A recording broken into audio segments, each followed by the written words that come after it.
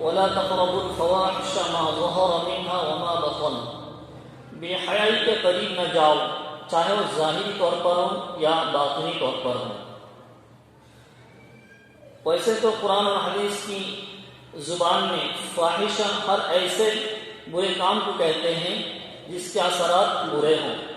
اور دور دور تک پہنچے۔ اس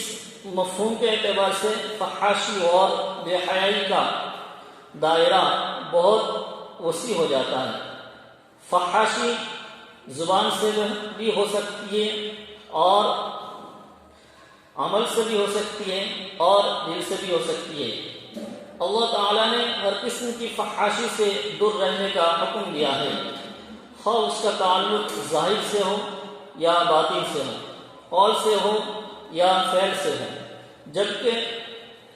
فحاشی اگر ہم دیکھا جائے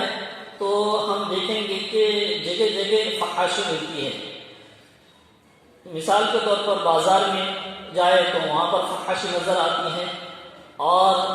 اسی طرح فحاشی کا تعلق نیٹ سے ہو، ٹی وی سے ہو، اخبار میں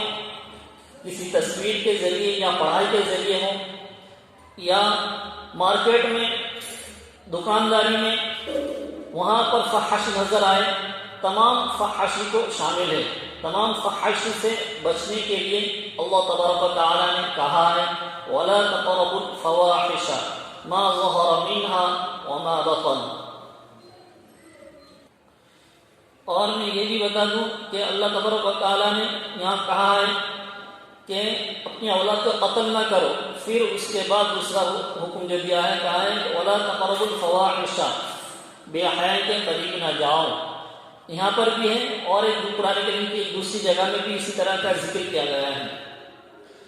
تو اس میں مفسرین نے لکھا ہے کہ ایک نقطے کی طرف اشارہ ہے کہ بے حیائی کی طرف وہ لوگ ہی جاتے ہیں جو اپنی اولاد کو جان بوجھ کر قتل کر دیتے ہیں۔ اولاد کو بے حیائی کی طرف جاتے ہیں، اپنے اولاد کو قتل کر دیتے ہیں، اس لیے کہ جو انسان اپنی خواہش، اپنی چاہت پوری کرنا چاہتا ہے، وہ جھنجھٹ میں پڑنا نہیں چاہتا ہے کہ اپنے اولاد لو اور ان کو اپنے اولاد کو کھلاؤ پلاؤ، ان کے سارے جھنجھٹ کو پورا کرو، یہ سب اس کے لیے بوجھ ہے، تو اس لیے وہ اولاد نہیں لیتے ہیں، اور پھر وہی لوگ فاحشہ اور بے حیائی کے کام کرتے ہیں۔ اور پانچویں چیز جس کا منع کیا گیا ہے، جس سے روکا گیا ہے، وہ قتل ناحق، وَلَا تَقْتُلُوا النَّفْسَ الَّتِي حَرَّمَ اللَّهُ إِلَّا بِالْحَقِّ، تم اس نفس کا قتل نہ کرو جسے اللہ تبارک و تعالی نے حرام کیا ہے مگر حق کے ساتھ۔ حق کے ساتھ یعنی اگر مسلم ملک ہو، اگر مسلم ملک ہو تو وہاں پر کوئی شادی شدہ ہے، زنا کر لیتا ہے تو وہ الگ ہے۔ دوسرا یہ ہے کہ مسلمان ہے پھر وہ مرتد ہو گیا ہے، اور تیسرا یہ ہے کہ اس نے کسی کو قتل کیا ہے تو قتل کے بدلے میں، اور نہ تو وَلَا تَقْتُلُوا النَّفْسَ الَّتِي، کہ تم اس نفس کو قتل نہ کرو جسے اللہ تبارک و تعالی نے حرام کیا ہے۔ قرآن کریم حکم دیتا ہے کہ تم کسی کو قتل نہ کرو، کسی کو بھی قتل نہ کرو، مسلمان کو بھی قتل نہ کریں، بلکہ مسلمان کیا اگر ہندو بھی ہے کسی مسلم ملک میں اور وہ معاہد ہونے کی حیثیت سے معاہدہ کر کے رہ رہا ہے تو وہاں پر بھی اس کے مال کی بھی حفاظت ہونی چاہیے، اس کی جان کی بھی حفاظت ہونی چاہیے، اور اس کی جان کی بھی حفاظت ہونی چاہیے، اس کی عزت کی بھی حفاظت ہونی چاہیے۔ تو وہاں پر بھی ایک مسلمان کسی ہندو کو، کسی نان مسلم کو بھی قتل نہیں کر سکتا ہے۔ اور چھٹا حکم جو دیا گیا ہے وَلَا تَقْرَبُوا مَالَ الْيَتِيمِ، یتیم کے مال کے قریب بھی نہ جاؤ، اس لیے کہ یتیم کا مال کھانا یہ بندے کا حق ہے، اور بندے کے حق کو اللہ تبارک و تعالیٰ معاف نہیں کریں گے۔ اللہ تبارک و تعالیٰ کی کسی نے نافرمانی کی ہے تو اللہ معاف کر سکتے ہیں، لیکن جہاں تک بندے کا تعلق ہے، کسی سے پیسہ لے لیا، ظلم کیا ہے، تو اس سے معافی مانگی جا سکتی ہے۔ جب تک اس سے معافی نہ مانگی جائے تب تک اللہ تبارک و تعالیٰ معاف نہیں کریں گے۔ اور یتیم کے بارے میں قرآن کریم کی اور بھی آیت ہیں۔ دوسری جگہ ارشاد ہے ان الذین یأکلون اموال الیتامی ظلما انما یأکلون فی بطونہم نارا وسیصلون سعیرا۔ بے شک جو لوگ یتیم کا مال ناحق کھا لیتے ہیں وہ بس اپنے پیٹ میں آگ ہی بھرتے ہیں، اور عن قریب یہ لوگ دہکتی ہوئی آگ میں جھونکے جائیں گے۔ ساتویں چیز جس کا حکم دیا گیا ہے کہ اوفوا الکیل والمیزان بالقسط، کہ ناپ تول کو انصاف کے ساتھ پورا کرو، نہ تولنے میں زیادتی کرو اور نہ دینے میں کمی کرو۔ قرآن کریم کے مطالعے سے معلوم ہوتا ہے کہ اس سے پہلے جو انبیاء کرام آئے اور ان کی امت پر عذاب بھیجا گیا تو ایمان کی بنیاد پر بھیجا گیا، ایمان نہ لانے کی وجہ سے عذاب بھیجا گیا۔ دو نبی کا ذکر آتا ہے، حضرت لوط علیہ السلام اور حضرت شعیب علیہ السلام۔ حضرت لوط علیہ السلام کی قوم کو اس میں دوسری بیماری بھی تھی، لواطت، اور حضرت شعیب علیہ السلام کی قوم جو ایک بیماری تھی کہ ناپ تول میں وہ کمی کرتے تھے، تو اس لیے ان پر عذاب بھیجا گیا۔ حضرت شعیب علیہ السلام نے کہا تھا کہ وَيَا قَوْمِ أَوْفُوا الْمِكْيَالَ وَالْمِيزَانَ بِالْقِسْطِ وَلَا تَبْخَسُوا النَّاسَ أَشْيَاءَهُمْ وَلَا تَعْثَوْا فِي الْأَرْضِ مُفْسِدِينَ، کہ میری قوم تم ناپ اور تول پوری طرح کیا کرو اور لوگوں کا ان چیزوں میں نقصان مت کیا کرو، اور زمین میں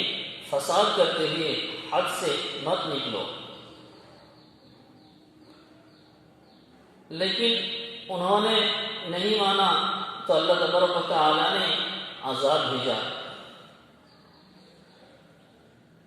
اسی طرح قرآن کریم کی دوسری جگہ اسی تخفیف کے بارے میں ذکر کیا گیا ہے، وَيْلٌ لِّلْمُطَفِّفِينَ الَّذِينَ إِذَا اكْتَالُوا عَلَى النَّاسِ يَسْتَوْفُونَ وَإِذَا كَالُوهُمْ أَوْ وَّزَنُوهُمْ يُخْسِرُونَ أَلَا يَظُنُّ أُولَٰئِكَ أَنَّهُم مَّبْعُوثُونَ لِيَوْمٍ عَظِيمٍ يَوْمَ يَقُومُ النَّاسُ لِرَبِّ الْعَالَمِينَ۔ بڑی خرابی ہے ناپ تول میں کمی کرنے والوں کی، جب لوگوں سے اپنا حق ناپ کر لیں تو پورا لے لیں، اور جب ان کو ناپ کر یا تول کر دیں تو گھٹا دیں۔ کیا ان لوگوں کو اس کا یقین نہیں کہ وہ ایک بڑے سخت دن میں زندہ کر کے اٹھائے جائیں گے، جس دن تمام آدمی رب العالمین کے سامنے کھڑے ہوں گے۔ ناپ تول میں کمی، جسے قرآن نے تخفیف کہا ہے، علماء نے لکھا ہے کہ تخفیف کی صورتیں بہت ساری ہیں۔ ایسا بھی ہے کہ کوئی ٹیچر ہے، کلاس میں پڑھاتا ہے اور اس میں ٹائم پورا نہیں دیتا ہے، کمی کرتا ہے، تو یہ بھی تخفیف میں داخل ہے۔ اسی طرح کوئی مزدور کام کرتا ہے مالک کے سرپرستی میں، وہاں پر وہ پورا ٹائم نہیں لگاتا ہے، ٹائم ضائع کرتا ہے اور پیسہ لیتا ہے، تو یہ بھی تخفیف میں داخل ہے۔ اسی طرح امام مالک رحمۃ اللہ علیہ نے معطا میں حضرت عمر رضی اللہ تعالیٰ عنہ سے نقل کیا ہے کہ انہوں نے ایک شخص کو نماز کے ارکان میں کمی کرتے دیکھا تو فرمایا کہ تو نے تخفیف کر دی، یعنی جو حق تھا، جو واجب تھا، اس کو ادا نہیں کیا۔ یہ واقعہ نقل کرنے کے بعد امام مالک رحمۃ اللہ علیہ فرماتے ہیں لِكُلِّ شَيْءٍ وَفَاءٌ وَتَطْفِيفٌ، حق کا پورا دینا اور کمی کرنا ہر چیز میں ہے۔ اور 8واں حکم یہ ہے کہ وَإِذَا قُلْتُمْ فَاعْدِلُوا وَلَوْ كَانَ ذَا قُرْبَىٰ، اور جب تم بات کہو تو انصاف سے کہو، اگرچہ رشتہ دار کیوں نہ ہو۔ مسجد ہو تو وہاں بھی انصاف کی بات ہو، کوئی اسکول ہو وہاں پر بھی انصاف سے بات ہونی چاہیے، اگر کوئی اور دوسری جگہ ہو تو وہاں پر بھی انصاف ہونا چاہیے، قاضی ہو اور اس کے سامنے کوئی آیا ہے تو بھی انصاف کی بات ہو، اسی طرح اور افسر ہو تو اپنے ماتحت ملازمین کے ساتھ انصاف کی بات ہو، ہر جگہ انصاف کی بات کو شامل ہے۔ انصاف کی بات ہو اور قرآن کریم کی جو آیت ہے اس پر عمل ہو تو اس کا نتیجتاً کوئی نہ کوئی اثر ضرور نکلتا ہے۔ مشہور شاعر احسان دانش مرحوم نے ایک واقعہ نقل کیا ہے کہ انہوں نے یہ نقل کیا ہے کہ مولانا مظفر حسین صاحب کے بارے میں کہ انگریز کا زمانہ تھا اور وہاں پر ہندو مسلمانوں کے درمیان ایک جگہ کے بارے میں ٹکراؤ ہو رہا تھا، لڑائی ہو رہی تھی، تو انگریز ایک افسر آیا اور ان سے بات ہوئی تو آخر میں یہی فیصلہ کیا گیا کہ مولانا مظفر حسین صاحب اگر یہاں پر تشریف لائیں گے تو بات بن جائے گی، کسی بھی طرح ایک طرف فیصلہ ہو جائے گا۔ وہ لوگ ماننے کے لیے بھی تیار ہیں، تو ان کو بلایا گیا، پہلے تو نہیں آ رہے تھے، انہوں نے کہا میں جاؤں گا لیکن اس افسر کا منہ نہیں دیکھوں گا، تو اس نے کہا ٹھیک ہے میں دوسری طرف چہرہ کر کے رہوں گا، آپ آئیے۔ حضرت تشریف لائے مولانا مظفر حسین صاحب، اور انہوں نے جب ساری چیزیں دیکھی، سارے معاملات کو دیکھا تو کہا کہ یہ ہندوؤں کی جگہ ہے، یہ مسلمانوں کی نہیں ہے۔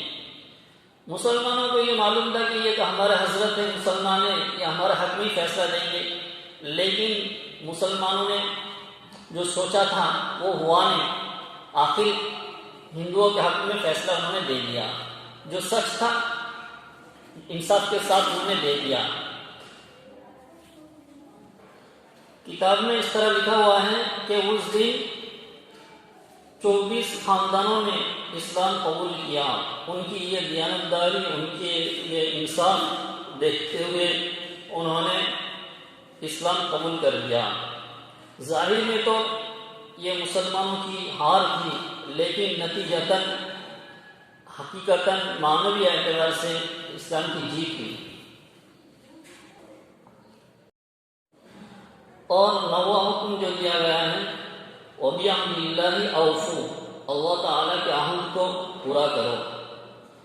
مفسرین نے لکھا ہے کہ یہاں پر مراد یہ بھی ہو سکتا ہے کہ جب اللہ تبارک و تعالیٰ نے تمام روحوں سے خطاب کر کے کہا تھا أَلَسْتُ بِرَبِّكُمْ، کیا میں تمہارا پروردگار نہیں ہوں، تو تمام نے کہا قَالُوا بَلَىٰ، کیوں نہیں، یقیناً آپ ہمارے پروردگار ہیں۔ تو یہ بھی ہو سکتا ہے کہ اس عہد کو پورا کرنا دنیا کے اندر۔ اور دوسرا یہ بھی ہو سکتا ہے کہ انسان جو پڑھتا ہے لا الہ الا اللہ محمد الرسول اللہ، اللہ کے سوا کوئی معبود نہیں، اور محمد اللہ کا رسول ہے، یعنی اللہ تعالیٰ کا حکم چلے گا اور نبی علیہ الصلوۃ والسلام کے طریقے چلیں گے، نبی علیہ الصلوۃ والسلام کی تعلیمات چلیں گی کہ مسلمان یعنی یہ عہد کرتا ہے کہ اللہ کے سوا کوئی روزی دینے والا نہیں ہے، اور میں اگر شفا مانگوں گا تو اللہ ہی سے، میں اگر اپنی ترقی مانگوں گا تو اللہ تعالیٰ ہی سے، میں اگر اولاد مانگوں گا تو اللہ ہی سے، اور جو طریقہ میں اپناؤں گا وہ محمد صلی اللہ علیہ وسلم کا طریقہ ہوگا، محمد صلی اللہ علیہ وسلم کی تعلیمات ہوگی، تو اس عہد کو مکمل کرنا۔ اور ایک تیسری وضاحت بھی ہے کہ جس طرح اللہ تبارک و تعالیٰ کے عہد کو مکمل کرنا یہ ضروری ہے، اسی طرح بندے کے عہد کو، کوئی کسی سے عہد کرے، کوئی کسی سے بات کرے تو اس کو پورا کرنا بھی ضروری ہے۔ حضور صلی اللہ علیہ وسلم کا فرمان ہے، لا ایمان لمن لا امانۃ لہ ولا دین لمن لا عہد لہ۔ اس شخص کا ایمان کامل نہیں ہے، ایمان کامل نہیں ہے جس میں امانت نہ ہو، اور اس شخص کا دین کامل نہیں جس میں عہد نہ ہو۔ عہد کی پاسداری نبی علیہ الصلوۃ والسلام بھرپور کرتے تھے، صحابہ کرام رضوان اللہ تعالی علیہم اجمعین بھرپور کرتے تھے۔ نبی علیہ الصلوۃ والسلام کے بارے میں کئی واقعات ہیں، بدر کے میدان میں آ رہے ہیں اور ایک عہد والے آدمی سے ملاقات کر لی ہے، بدر کے میدان میں نبی علیہ الصلوۃ والسلام تھے اور ایک صحابی کسی کافر سے عہد کر کے آئے، تو نبی علیہ الصلوۃ والسلام نے کہا کہ آپ نے عہد کیا ہے، اس لیے آپ اس میں شریک نہ ہوں۔ اسی طرح حضرت عمر رضی اللہ تعالیٰ عنہ کے بارے میں آتا ہے کہ حضرت عمر رضی اللہ تعالیٰ عنہ انہیں ہرمزان کو ایک مرتبہ قید کر کے لائے، کئی مرتبہ وہ پکڑے گئے لیکن پھر عہد کر کے نکل گئے، اس کی خیانت کر دی۔ ایک مرتبہ قید ہو کے آئے تو حضرت عمر رضی اللہ تعالیٰ عنہ نے کہا اب آپ کے پاس کوئی عذر ہے؟ عذر بیان کرنے کے لیے کچھ بھی نہیں ہے؟ تو ہرمزان نے کہا کہ مجھے ڈر لگتا ہے کہ میں عذر بیان کروں کہ اس سے پہلے میں قتل کیا جاؤں۔ حضرت عمر رضی اللہ تعالیٰ عنہ نے فرمایا کوئی ڈرنے کی ضرورت نہیں ہے۔ پھر ہرمزان نے کہا کہ مجھے پیاس لگ رہی ہے، ذرا پانی لیا جائے۔ حضرت عمر رضی اللہ تعالیٰ عنہ نے کہا کہ ان کو پانی دو، پانی دیا گیا۔ تو اس نے کیا کیا، کہا کہ مجھے ڈر لگ رہا ہے کہ میں پانی پیوں کہ اس سے پہلے میں مارا جاؤں۔ تو پھر حضرت عمر رضی اللہ تعالیٰ نے کہا کہ پانی جب تک نہ پیوں تب تک میں کچھ نہیں کروں گا، قتل وغیرہ نہیں کروں گا۔ حضرت عمر رضی اللہ تعالیٰ نے جیسے کہا، ہرمزان نے کیا کیا، پانی گرا دیا اور پھر کہا کہ آپ نے کہا کہ یہ پانی جب تک نہ پیوں تب تک میں قتل وغیرہ کچھ بھی نہیں کروں گا، اور میں نے تو پانی گرا دیا، وہ پانی وہ پیا نہیں، آپ قتل بھی نہیں کر سکتے۔ عمر رضی اللہ تعالیٰ عنہ جلالی مزاج کے تھے، غصے ہو گئے فوراً۔ حضرت انس رضی اللہ تعالیٰ عنہ تھے، کہا کہ حضرت عمر رضی اللہ تعالیٰ عنہ سے کہ یہ سچ کہہ رہے ہیں، آپ نے کہا کہ ان کو قتل نہیں کروں گا جب تک پانی نہ پیا جائے۔ تو اور دوسرے صحابہ کرام نے بھی تائید کی، تو حضرت عمر رضی اللہ تعالیٰ عنہ نے کہا ٹھیک ہے، پھر میں عہد جو کیا ہے اس کی خیانت نہیں کروں گا، بول کے ان کو چھوڑ دیا۔